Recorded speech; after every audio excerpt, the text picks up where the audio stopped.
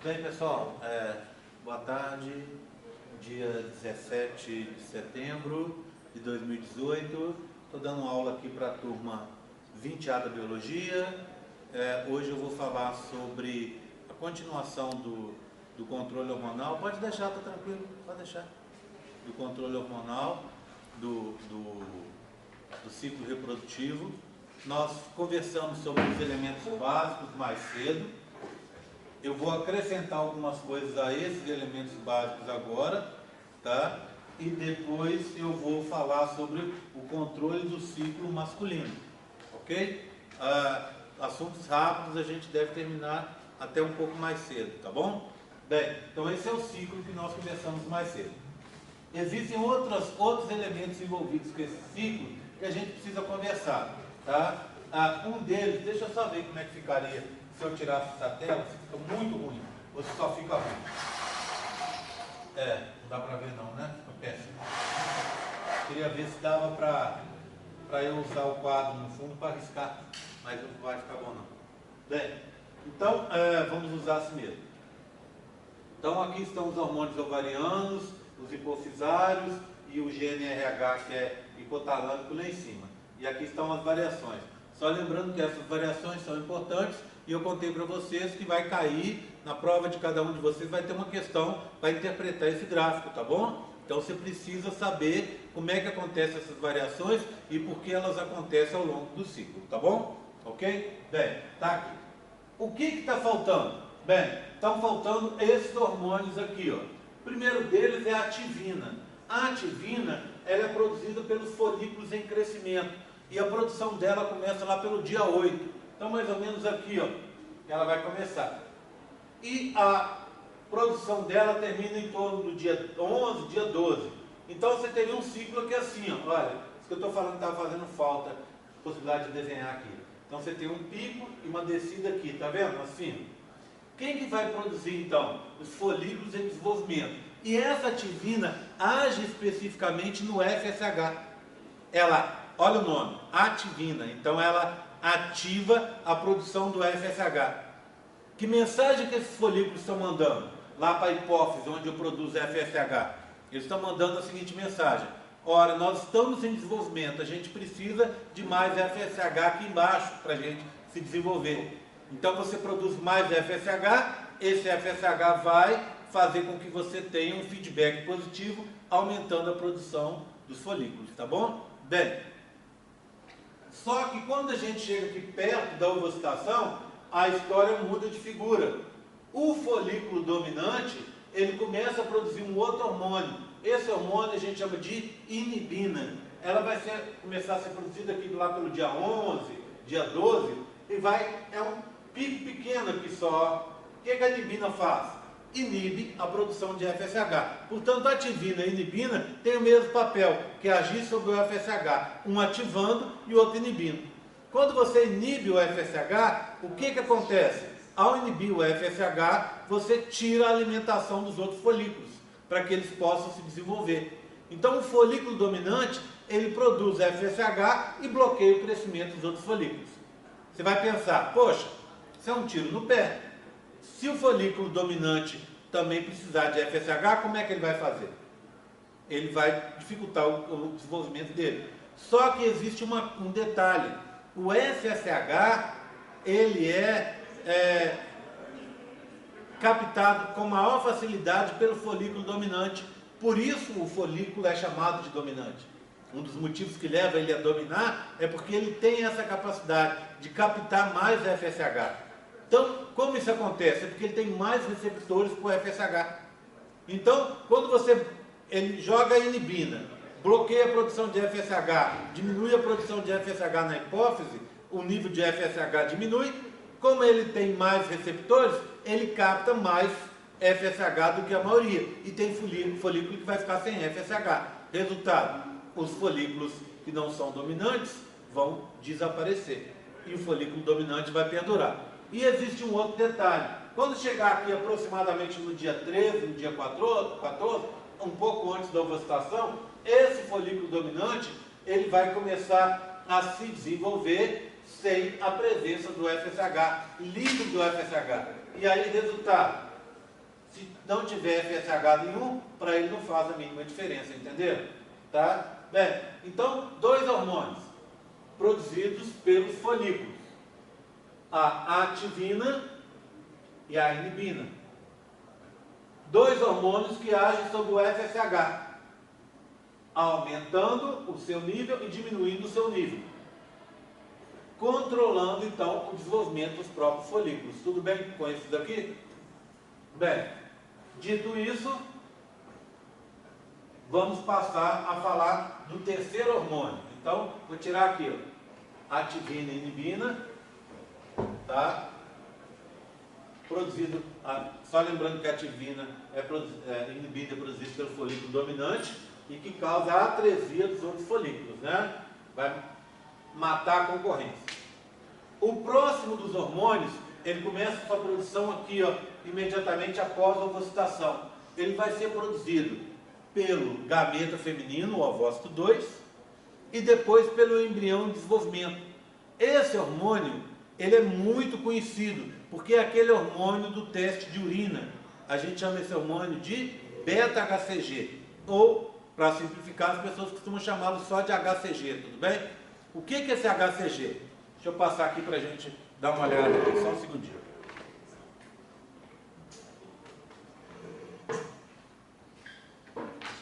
Esse beta-HCG é muito conhecido porque é um hormônio utilizado pelos testes de urina, os testes de gravidez. Como é que funciona? Você teve uma relação desprotegida e achou que estava no seu dia fértil. Quando o tempo passa, vem a primeira menstruação, ela não veio. Como essa primeira menstruação, como faltar às vezes menstruações não é um fenômeno incomum para muitas das mulheres, normal. Mas você vai ficar com aquilo na cabeça. Pronto. Passou a segunda menstruação. E aí você se preocupa, ela não veio também. Aí você vai na farmácia e compra um teste de urina. Como é que funciona esse teste? Ele funciona bem depois da sexta semana. Então conta comigo. Você tinha o quê? Ó, o dia 1 começou seu ciclo. 1. Pronto. Aí foi. No dia 14 é o seu dia fértil, seu período fértil. Pronto. Aí você conta mais 2 semanas aqui, tá? 2 semanas. É o final do ciclo, tá bom? Essa parte fixa, 14 dias, tá? Se você tiver um ciclo diferente, o que diminui a parte da frente, não é? Tudo bem? Se você não tiver um ciclo de 28, essa parte da frente é que vai diminuir ou aumentar. Aí, aqui viria a outra menstruação, para começar o outro ciclo. Ela não veio, então você tem 2 semanas. Você conta o quê? Se o ciclo é 28, 4 semanas. 4 semanas, igualzinho está aqui, não é? 4 semanas. Então começou, a menstruação que deveria vir não veio, 28, 4 semanas, não é? Aí você teria de novo um novo ciclo. A menstruação, primeira menstruação, está aqui. Ou se a gente colocasse aqui, né? Vamos colocar assim, ó. Primeira menstruação está aqui. A segunda menstruação está aqui. Segunda menstruação estaria aqui. E a terceira menstruação, para começar o próximo ciclo de 28 dias, né? Ou de 30, ou de 26, sei lá, seu ciclo, né? Que você tem aí 32 e tal, a terceira menstruação estaria aqui, ó. Se você considerar 2 semanas com mais 4 semanas, dariam 6 semanas. Então, esse método para verificação da gravidez, ele funciona muito bem a partir da 6ª semana, porque a concentração de beta-HCG ou de HCG no seu corpo já está elevada. Esse beta-HCG é um dos hormônios essenciais da gravidez. Por quê? Porque ele sinaliza para o seu corpo lúteo e depois para a placenta que você está grávida. E assim o corpo lúteo produz progesterona e quando ele morre a placenta produz progesterona. Então se você está grávida e diminuir os níveis de beta-HCG, você vai ter um aborto natural, espontâneo. Se você está com nível de beta-HCG elevado, algum problema está acontecendo na sua gravidez. Então, a partir dessa 6ª semana aqui, ó, 2 semanas aqui e essas 4 de cá, você consegue ter uma verificação disso a partir do teste de urina. Como é que funciona? Quem já fez, já viu fazendo, é um potinho pequenininho, de plástico normalmente, que vem no kit. Você vai coletar a urina, de preferência a primeira urina da manhã, porque é aquela urina em que você ficou muito tempo sem urinar, então ela está mais concentrada. Você pega com mais compostos, né? Aí você pega aquilo ali, coleta naquele potinho e põe um bastãozinho. Ou é um bastão ou é uma fita. Então, o bastão que você está vendo aqui, ó, nada mais é do que uma fitinha dessa revestida, tá vendo? Olha, tem uns mais baratinhos aí que são só a fitinha. Por exemplo, a minha mulher, quando faz teste, ela que é muito pão dura, ela só usa a fitinha aqui, que é a mesma coisa. Então você pega essa fitinha, mergulha na água, mergulha na urina, desculpa. Você mergulha na urina, espera uns minutos e aí ela vai acender, ela vai fazer uma ou duas marquinhas. Se ela fizer uma marquinha, você não está grávida, tá? Por quê? Porque uma das marquinhas é o controle da fita, para ver que a fita está funcionando. Então, essa marquinha tem que acender obrigatoriamente, ela tem que aparecer. Se aparecer só a marquinha de baixo e ela não aparecer, joga fora o kit porque não está funcionando. Se aparecer só ela, o kit está funcionando, mas você não está grávida. Agora, se aparecer as duas marquinhas, é porque você está grávida, tá? Esse tipo de teste é um teste bem seguro, porque ele não dá o que a gente chama falso negativo, ele não dá falso positivo. O que é o falso positivo? Ele indicar que você está grávida, positivo para a gravidez, você não estando, tá? Então, só em duas ocasiões que esse teste daria o falso positivo. Primeiro, quando ele ficou guardado em condições inadequadas. Você chegou na farmácia, ele está no prazo vencido, ou ele está guardado, ele está num balcão exposto ao sol, ou num ambiente muito quente, sei lá, né? Então ele não está funcionando direito. Ou ele não tem a marca do Inmetro, então não está funcionando, joga fora, tá? Esse não é confiável. Está funcionando direitinho, ele vai marcar, indicando que o teste está funcionando, e depois, se você estiver grávida, vai fazer outra marquinha. Mas ele faz um falso negativo, né? O falso negativo ele faz, eu vou falar daqui a pouquinho. Agora, na segunda ocasião dele dar o falso positivo, é quando ele indica que você está grávida, mas você não está, porque você pode ter algumas doenças, principalmente tumores, tipo um tumor muito conhecido que dá esse tipo de falso positivo, é um tumor que a gente chama de mola hidatiforme.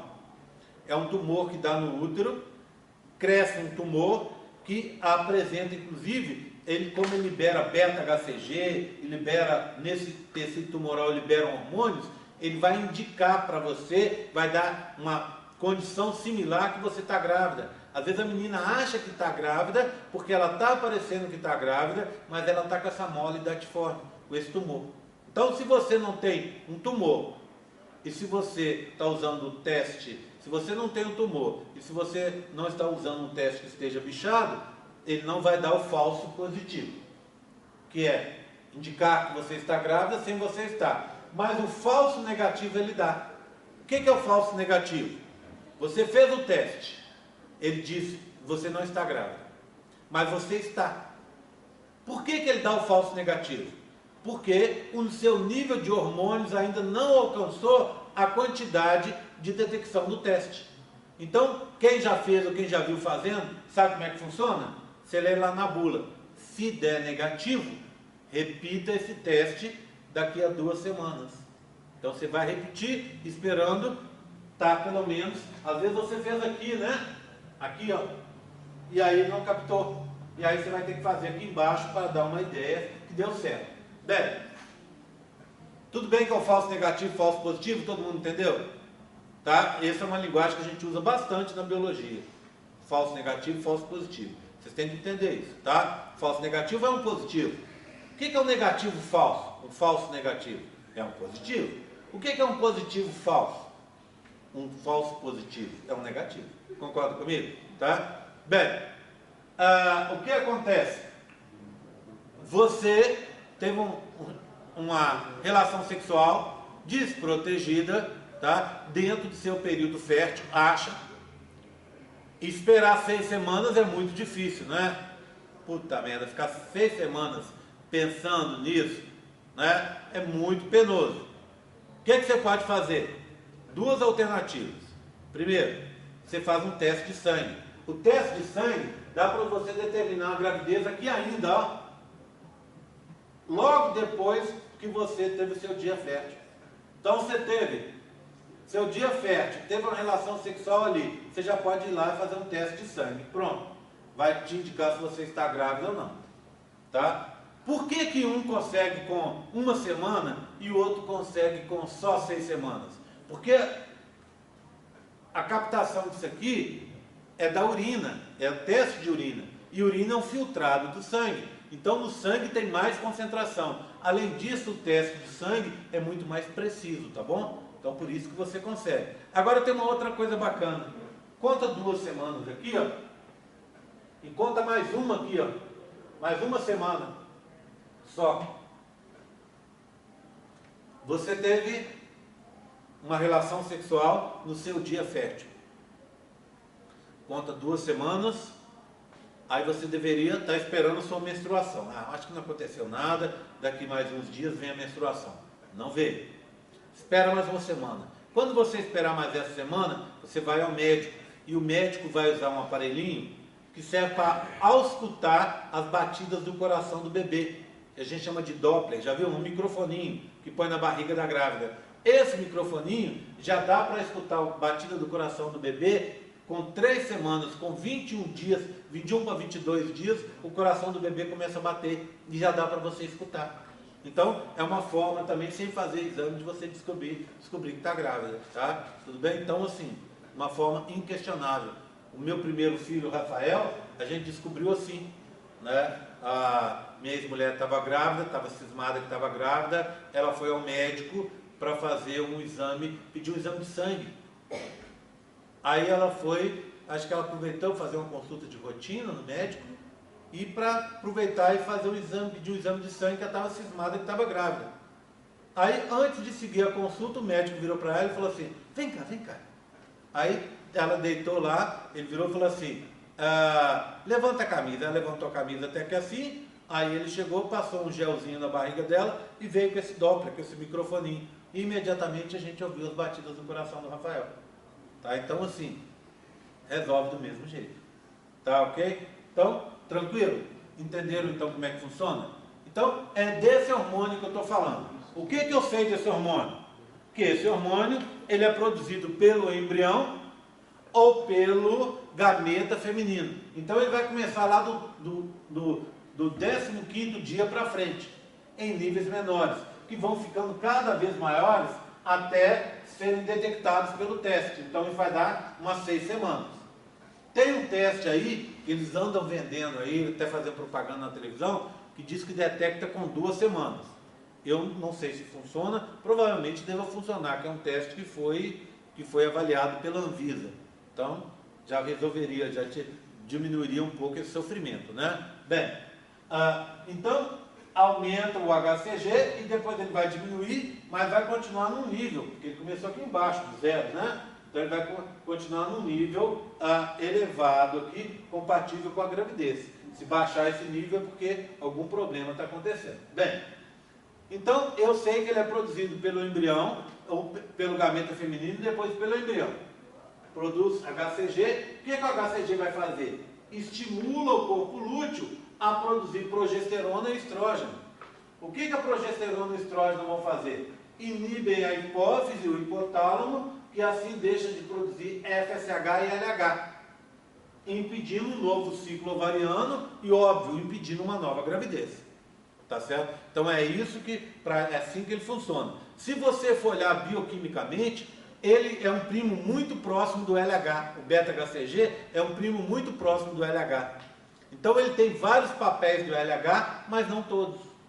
Então, como resultado, por exemplo, ele estimula o corpo lúteo, tá? Mas ele evita o estímulo a um novo ciclo ovariano, tá vendo? Então ele tem o papel de estimular o corpo lúteo, igual a gente esperaria do LH, tá? Hormônio luteinizante. Mas ele não faz esse papel do LH, que é estimular um novo ciclo ovariano, entenderam? Então esse hormônio é um outro hormônio que vai entrar ali nesse nosso gráfico aqui, ó. Então se você pega o gráfico, cadê o gráfico? Ele entraria aqui, ó. Ele começaria a ser produzido aqui do 15º dia para frente, iria aumentar até um pico lá pela 12ª semana, não é isso? Depois ele cai e vai seguir até o final da gravidez com 38 semanas. Tudo bem? Então, ele está faltando aqui nesse ciclo, assim como a inibina e a ativina que eu falei mais cedo. Ok? Tudo bem? Bem, o último dos hormônios que eu preciso falar é um hormônio que nem está aí, né? Mas é um hormônio que é produzido pela hipófise. Esse hormônio eu chamo de folistatina. O que essa folistatina faz? Ela vai ser produzida pela hipófise e vai controlar os níveis das gonadotrofinas, principalmente do FSH. Olha que hipófise esperta. Você produz estrógeno que estimula a hipófise. Quando você chega num certo nível de estrógeno, você começa a inibir a hipófise. O que a hipófise faz para ela não ficar refém dos seus ovários ou dos meus testículos?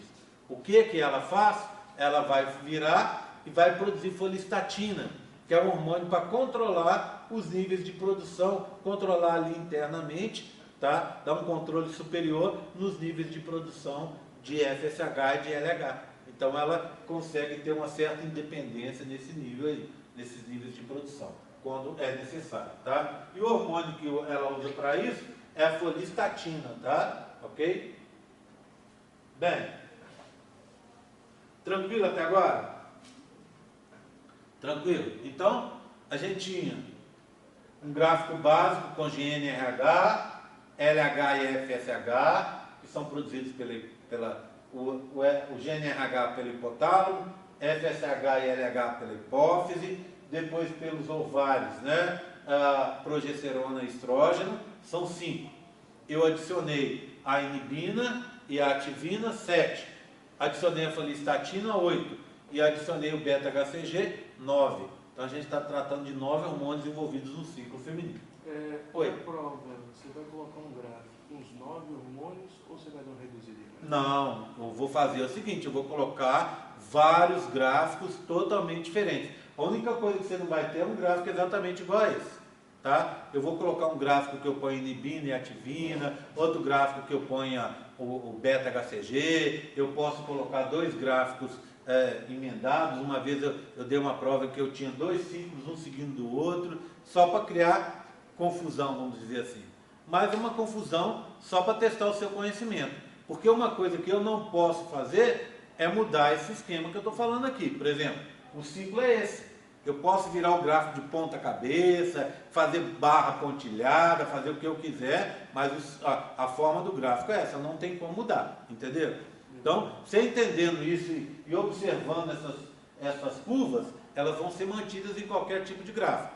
O que eu vou fazer é colocar inibina e ativina em algumas questões, vou colocar o beta-HCG também. Então, preciso que você tenha uma visão geral desse processo, tá? Isso aí eu não abro mão. Tanto eu não abro mão que eu estou jogando aberto para você. Estou dizendo, claro, que na sua prova vai ter pelo menos uma questão de análise de gráfico. Pode ser até mais de uma. Eu posso fazer uma questão de análise de gráfico, uma questão falando sobre o papel de um hormônio específico, tá? Porque essa parte, para mim, da primeira parte da matéria, é a mais importante.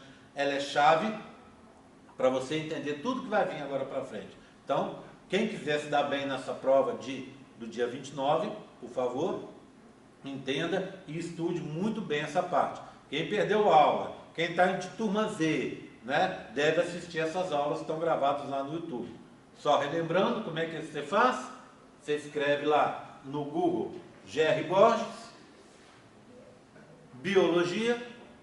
Quando você escrever GR Borges e Biologia, você está sendo direcionado ao meu canal de vídeos na parte de Biologia. Só que lá tem biologia, tem nutrição e tem medicina, né? Então você vai biologia lá. Aí tem biologia dessa turma e da turma passada. O que você faz? Você escreve Gerry Borges, biologia 18.2, que é esse semestre. Aí você vai ser direcionado aos vídeos de biologia exatamente dessa turma aqui. E é uma playlist, então você tem os vídeos em ordem. Se você quiser pegar a playlist do começo, ele vai te mostrar do começo, senão você vai pulando os vídeos ali. Ou se você quer ir especificamente para esse vídeo aqui, por exemplo, você escreve lá, controle hormonal, hormônio, sei lá, vai entrar nesse vídeo aqui específico, tá bom? Combinado? Assistiu a aula de novo, vai ter uma revisão disso, tenta guardar na tua cabeça para você não esquecer, porque certamente na sua prova vai estar, lá no dia 29, uma questão sobre isso. Tá combinado? Tá? Jogo aberto, tá bom? Bem, passamos. Tá vendo? Olha tipos diferentes de gráfico, olha. Viu? Olha aqui, ó. As curvas todas juntas, tá vendo? Ainda unindo aquela parte das alterações que acontece no endométrio com as alterações lá no ovário. Aqui do mesmo jeito, só que com as curvas empilhadas certinhas, uma embaixo da outra, tá vendo? Então, só que a curva é curva, concorda comigo? Eu não tenho como. Pega, por exemplo, a progesterona. Olha, eu tenho que ter um pico aqui no final. Então, não tem como fazer um gráfico que não tem um pico de progesterona. Eu não tenho como fazer um gráfico que não tem um pico de estrógeno, depois de LH e de FSH. Eu não tenho como fazer um gráfico que eu não tenha um pico de estrógeno no começo e depois na fase folicular e um pico de estrógeno na fase secretória, tá vendo? Eu sou obrigado a ter isso aí. Então isso não muda. Guardando, você vai se dar bem na prova. Tudo bem? Tranquilo? Bem, agora eu queria falar sobre um outro assunto para a gente começar a enxergar a parte feminina. Tem que falar mais uns 3 assuntos interessantes aqui. Primeiro deles, esteroide anabolizante. Vê bem, aqui é um gráfico da relação bioquímica entre esses hormônios sexuais. Aqui está a base deles, que é o colesterol. A molécula está aqui, tá vendo? Aqui embaixo eu tenho a progesterona e aqui mais embaixo ainda o 17-beta-estradiol, o principal dos estrógenos. O que você observa nesse gráfico?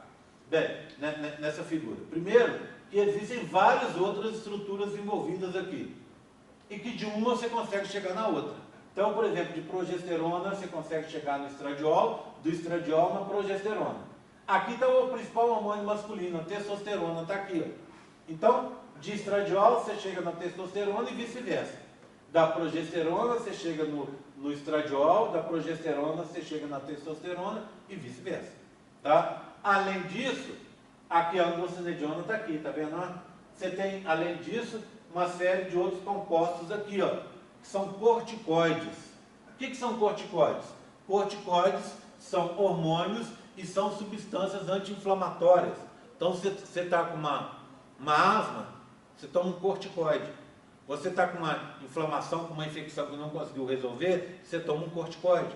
O corticoide é até o último caso, porque ele tem, é um dos últimos casos, porque ele tem um efeito colateral elevado, ele faz reter líquido, etc, etc, e ele tem um outro problema, que ele diminui o seu sistema, a atuação do seu sistema imune. E assim, ao diminuir a atuação do seu sistema imune, ele ajuda a combater aquela infecção que às vezes é causada pelo excesso da atuação do sistema imune.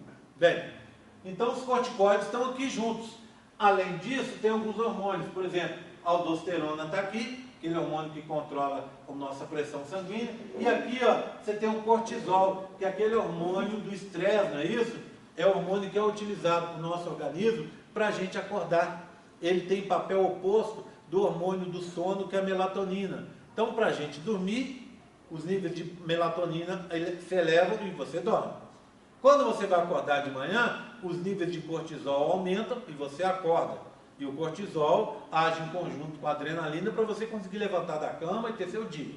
Óbvio que o cortisol em níveis mais elevados causa estresse, tá? Causa problemas para o organismo, certo? Então, quem está estressado, aí vai ter, se fizer uma medida, vai ver que os níveis de cortisol estão para cima, estão além do esperado. Então, é um indício que você não está legal. que alguma coisa está acontecendo ali com o seu corpo e você precisa ver, tá? Bem, interessante, né, como você tem uma coisa que a gente às vezes fala de estresse, você fala as coisas da sua cabeça, mas você tem uma quantificação do estresse, você tem um hormônio específico que você pode medir que está indicando isso. E o estresse, não estou falando só psicológico, não, o estresse físico também. Cortisol às vezes fica em níveis elevados e põe seu corpo em problemas, tá? Ok? Tudo bem? Então ele está aqui no grupo. Vê bem, vou pegar um caso específico. O cara chegou na academia e tem o projeto verão dele, ele quer em 3 meses ficar com um corpão. Ele vê os caras na academia e fala assim, pô, eu queria ficar igual aquele cara ali, ó, ou aquele outro. Só que ele não vê que aqueles caras que estão ali, eles estão ali há 3, 4, 5, 10 anos fazendo musculação. E não vai ser em 3 meses que ele vai ficar. Resultado, daqui a pouco ele resolve tomar um caminho mais fácil. Ele toma um esteroide anabolizante, que é o pessoal chama aí comumente bomba. O que é um esteroide anabolizante? É um análogo sintético da testosterona. O que ele vai tomar muito provavelmente, inclusive é um análogo sintético que não é nem humano, que é de cavalo e de boi. Foi criado, esses análogos foram criados e depois proibidos, e quando eles foram criados, eles eram utilizados pelos produtores rurais para aumentar o peso da vaca, do boi, para aumentar a estrutura física do cavalo, etc. Mas aí descobriu que esses esteroides faziam mal para os animais e faziam mal para as pessoas que consumiam a carne, por exemplo, porque eles passavam pela carne. Resultado, parou-se de usar, tá? Mas aí o cara vai, compra esse esteroide anabolizante e se aplica, ou alguém vem e aplica nele em altas quantidades. Aí vale aquela máxima, olha aqui, ó. Ele está aplicando aqui porque ele quer testosterona, que é músculo, né? Que é aumentar o fenótipo masculino dele. Esse excesso leva a progesterona, parte conversível de testosterona em progesterona e em estrógeno, hormônios femininos. E aí ele começa a ter um fenótipo feminino que era tudo que ele não queria, né? Ele afina a voz, ele perde pelos do corpo, ele tem uma diminuição dos testículos, hipogognatismo, tá? Ele começa a criar deposição de gordura em locais femininos, não é isso? Ele começa como encontrado nas mulheres, né? Ele começa a ter uma série de hormônios que são femininos, cria mama, ginecomastia, começa a criar uma série de coisas que são femininas e que algumas são difíceis de combater, tá? Além disso, esse excesso de hormônios afeta o fígado dele, que uma das coisas mais comuns de acontecer é uma hepatite medicamentosa por causa desses hormônios que ele está tomando. Afeta também o coração, porque parte desses hormônios são convertidos em colesterol, e aí vai entupir os vasos sanguíneos do cara, né? E pode, como ele está mandando uma série de substâncias estranhas e nocivas ao organismo, ele pode estar criando também um câncer nele mesmo, né? Então, assim, extremamente complicado e extremamente desaconselhável, né? Você pode fazer uma reposição de testosterona, se você quiser um ciclo de testosterona? Sim. Eu não aconselho, eu acho que só se realmente você tiver uma queda na produção. Mas, se você quiser fazer, faça com acompanhamento médico, né? Faça com acompanhamento médico para você não ter problemas, né? Tudo bem? Tranquilo? Tá? Deixa eu ver se vai voltar daqui a pouco. Tá? Então, assim, a menina é a mesma coisa. Se a menina está na academia, eu vou tomar isso aí. Vou tomar isso aí para eu conseguir ganhar músculo. Tá? Você vai ter o quê? Um excesso, é a mesma coisa do cara. Lembra, além de ter essas transformações, o cara e a menina ficam com excesso de testosterona. E testosterona em excesso testosterona é uma parceira firme da adrenalina. Então a pessoa fica muito nervosa. E essa menina vai começar a criar, em excesso de testosterona, certas coisas que ela não quer. Funciona ao contrário, né? A voz engrossa, perde as curvinhas que ela tanto gosta, que ela queria ter. Então acaba tendo esse efeito também. E óbvio, todos os outros efeitos colaterais que eu estou contando para vocês. Então, é uma coisa que realmente não compensa. E que a gente que está em academia há muito tempo, que nem eu estou, a gente vê isso direto nas academias, seja que academia for. É extremamente complicado, porque fica aquela venda, sabe assim, por debaixo dos panos, né? O cara vendendo e o outro, onde quem vende? Você pode chegar na academia e pergunta, estou querendo comprar um anabolizante, onde eu compro? Logo, logo alguém vai te indicar quem é que vende. Né? Então, é extremamente complicado, extremamente danoso e nocivo para a saúde. Outra coisa interessante, olha só que coisa que acontece. Se você tomar essa testosterona em grandes quantidades, como acontece nesses casos, depois a sua própria produção de testosterona para. E ela pode parar durante meses e até de forma definitiva. Então, é justamente o contrário que você queria. Você queria aumentar a testosterona, você não pode manter esse ciclo de tomar esteroide anabolizante o tempo inteiro, você vai ter que parar uma hora, mesmo que está fazendo mal para a sua saúde. Né? Não deu ginecomastia, tudo bem, então é hora de eu parar. Fiz 1, 2 ciclos, mas agora é hora de eu parar. O que acontece? Quando você para, muitas vezes a testosterona que você deveria produzir, que é a sua, deixa de ser produzida.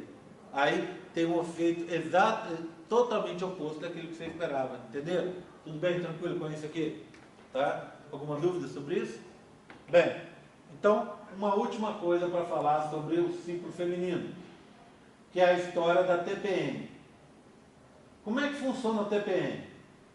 A TPM acontece no final do ciclo e ela está relacionada com a queda de hormônios que acontece ali a partir do 25º dia, não é isso? Então, o que vai acontecer na TPM? Na TPM, caem os níveis de progesterona e estrógeno e esses hormônios estão relacionados com um outro hormônio, que é a serotonina. Serotonina é um hormônio que tem a ver com o ciclo da adrenalina. Como é que funciona a adrenalina? A adrenalina é o hormônio do movimento, né? O hormônio de você ter que fazer alguma coisa. E a serotonina vai contrabalançar esses efeitos. Tá? Então imagina, está vindo para cá, um cara vem e te fecha. A sua vontade o primeiro impulso é abrir o vidro e perguntar onde é que está a querida mãe dele, não é isso? Se ela está bem de saúde, como é que ela está, né? Mandar ela para aquele lugar, etc, etc. Esse é o primeiro impulso, né? Mas, enquanto você vai, na maioria das vezes a gente não se entrega a esse primeiro impulso. Você pensa o quê? Você vai pensar, nossa, o cara está fazendo isso porque ele não viu, ele estava distraído, ele está fazendo isso porque ele está com pressa de resolver algum problema, aqui no meu carro estou eu, mais a minha mulher, mais meu filho pequeno, esse cara, quem sabe esse cara não está armado dentro do carro, esse cara é louco, né? Esse cara é 2 vezes mais forte que eu, você pensa tudo. Quando você está pensando isso, você já está o quê? Diluindo o seu primeiro impulso, que são só os efeitos da adrenalina. E quem está fazendo você ter consciência disso? É o que eu chamo do hormônio do juízo. É a serotonina. Então ela começa a ser produzida durante esses eventos, nesse momento, para você contrabalançar os efeitos da adrenalina, tá certo? O que acontece com a menina nessa fase? Diminui os hormônios. Ao diminuir esses hormônios, o que vai acontecer? Afeta o nível de produção da serotonina. E ao diminuir os níveis de produção de serotonina, você não vai conseguir contrabalançar como deveriam os efeitos da adrenalina. Então, a menina, nesse período, fica sem paciência, fica irritada à toa, fica muito nervosa, ela vai ter também uma agressividade maior por causa da adrenalina que está ali, e ela não tem o jeito de contrabalançar isso. E o excesso da adrenalina dá dor no corpo, dá dor de cabeça, dá toda aquela série de coisas que as meninas conhecem bem e que está associado com essa fase da TPM, da tensão pré-menstrual. Bem, o que você deve fazer nesse caso? Algumas alternativas. Primeiro, procurar não se envolver em confusão. Essa é a primeira das alternativas. Tem aquele seu amigo muito polêmico, aquela sua amiga muito polêmica, evita estar de conversa com ele naqueles dias, né? Dá um tempo para ele, para você não perder a paciência e brigar com ele. Mesma coisa, né? Marido, namorado, do mesmo jeito, né? Evita entrar em polêmica. Segundo, você pode tomar um remédio. Quem tem problemas mais sérios com o TPM, toma o que a gente chama inibidores de recaptação da serotonina. O que esses inibidores fazem? Eles inibem a destruição da serotonina. Já que você está produzindo menos, legal é que você consiga preservar o que você tem por mais tempo. Então esses remédios servem para isso e são usados só nos casos mais graves de TPM.